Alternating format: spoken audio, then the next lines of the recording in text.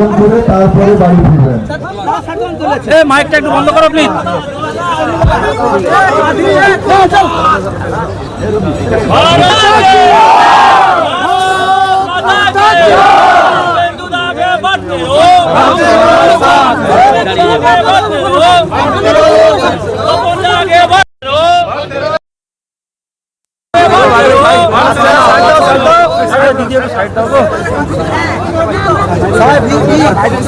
দাঁড়াতে দিল না, এখন লাইটটাও নিতে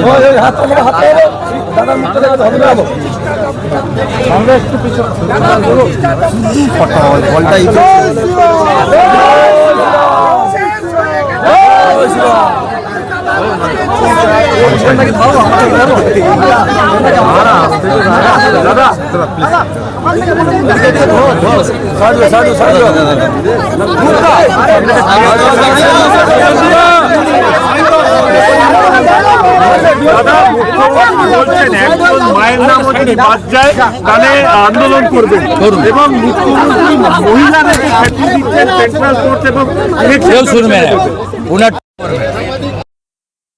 এসআইআর নিয়ে অনেকবার চেষ্টা করেছেন, মুসলিমদের উত্তেজিত করার, মতুয়াদের উত্তেজিত করার, কাঁধে কেউ পা দেয়নি।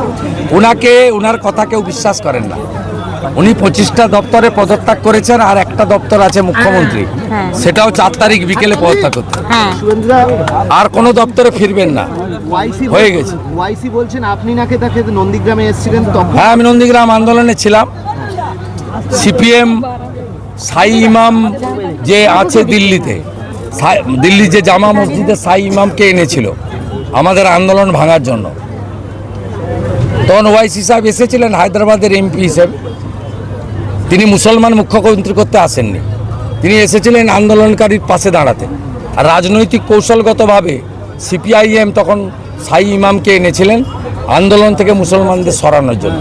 রবিশঙ্করজিও এসেছিলেন, যোগ গুরু, আধ্যাত্মিক গুরু, তিনি আমাদের পক্ষে এসেছিলেন। ইনিও এসেছিলেন এমপি হিসাবে, ইনি মুসলিম ইত্তেহাদুল মুসলমিনের নেতা হিসেবে আসেননি। এই আন্দোলন অরাজনৈতিক ছিল। যোগ গুরু, আধ্যাত্মিক গুরু, অনেক ধর্মগুরুরা এসেছেন, হিন্দু ধর্মগুরুরাও এসেছেন, জৈন ধর্মগুরুরাও এসেছেন, শিখ সমাজের অনেক যারা গ্রন্থী তারাও এসেছেন, অনেকে এসেছেন।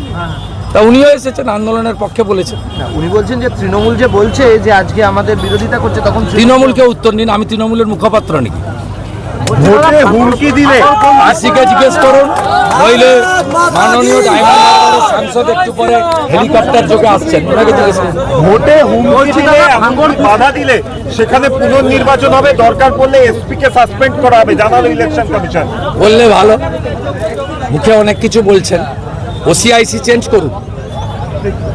কি করে ইলেকশন কমিশনে তুলে নেওয়া ওসি রাজু কুন্ডু কোলাঘাটে থাকে এখনো?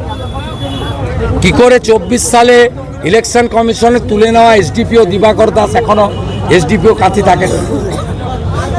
ইলেকশন কমিশন উপরটা ঠিক করলে তো হবে না, ওসিআইসি বিডিওতে চেঞ্জ করুন, চেঞ্জ করুন, নইলে লড়ে নেব।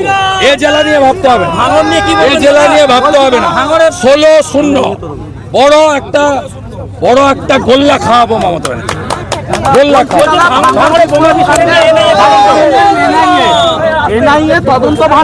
ঠিক করে।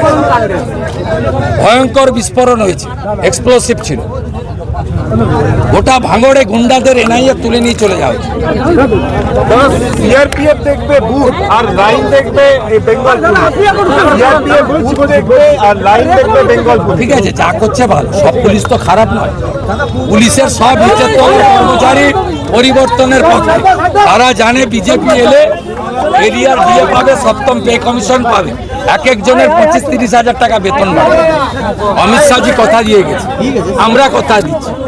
প্রত্যেকটা পুলিশ কর্মচারী চায় যে বিজেপি আসুক, প্রত্যেকটা পুলিশ।